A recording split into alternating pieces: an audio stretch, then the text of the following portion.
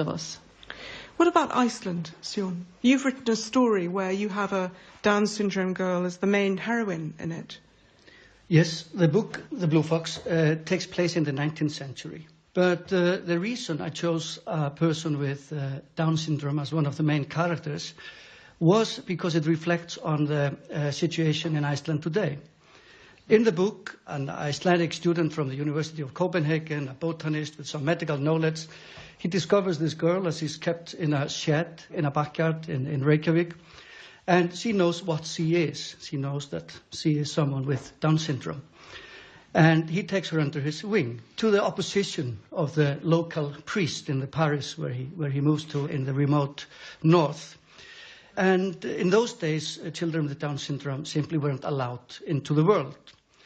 I wanted to use this as an example of how things that we take for granted today, how they were in the old days, and that you really had to fight for the humane element in your society. And that sometimes you had to bring those ideas from abroad. And that's what happens in the book. He comes from Copenhagen. He's got some ideas that go against the narrowness and the cruelty of the remote societies. But when I was researching for the book and reading up on the situation of people with Down syndrome today in Iceland, I discovered that we were back in the same situation where they had ceased to exist. So in the years around 2003, when I was writing the book, almost no children with Down syndrome were born in Iceland.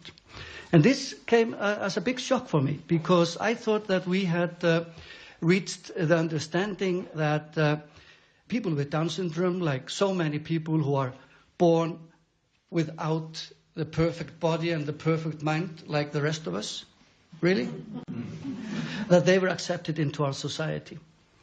And I really see it as the benchmark of the civil society, how we receive those who are invited into this world, coming into this world like that. What you both, Margaret and Sion, have made us realise is that these are problems not so much of nationhood, but of modern medicine as well.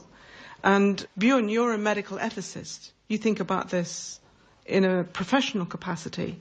So where are we with this problem? I mean, is this a real medical ethical problem now today, do you think? It definitely is so, and it's increasingly so, because now we have quite new possibilities.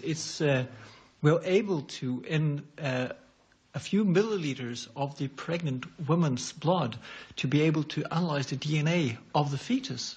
So in this we can find which sex the fetus has. That was the first thing they discovered, and then now we can see whether it has Down syndrome and also other chromosome-related diseases. And it has been shown that we're able to do a whole genome sequencing of this DNA from the fetus found in the pregnant woman's mother. And we can do it from about week 5 till very late in the pregnancy.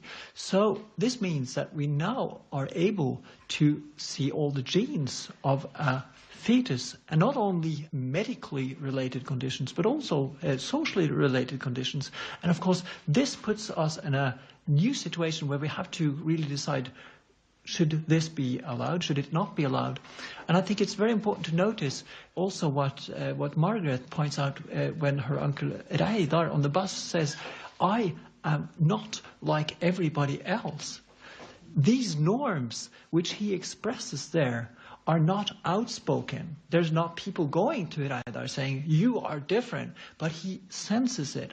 And of course, now with the new possibilities to detect and determine the existence of a person or not on the basis of a wide range of conditions, we have to ask ourselves, what does this say?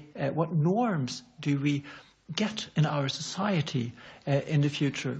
For instance, the Norwegian Biotechnology Act, in its first paragraph, it says that we should have a society with room for everybody.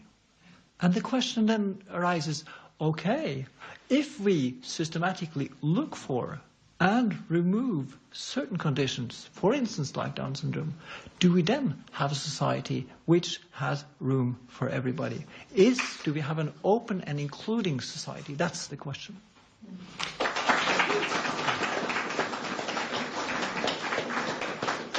Let's get some views from the audience on this. We've travelled a long way from thinking about Norway on the edge of Europe to a dilemma which faces all modern societies that have this new and developed sort of testing. Do you think that there is a problem, an ethical problem here, that we have to address and think harder about? Yes. I help people to start new businesses, and I've seen that people that have a kind of handicap, they often can do things that others doesn't do because they use so much of their resources and potential. And ordinary people, I think, if they're not being tried, they only use 20% of their resources. But the people that has a handicap, they use up to 100%, and that's why they succeed.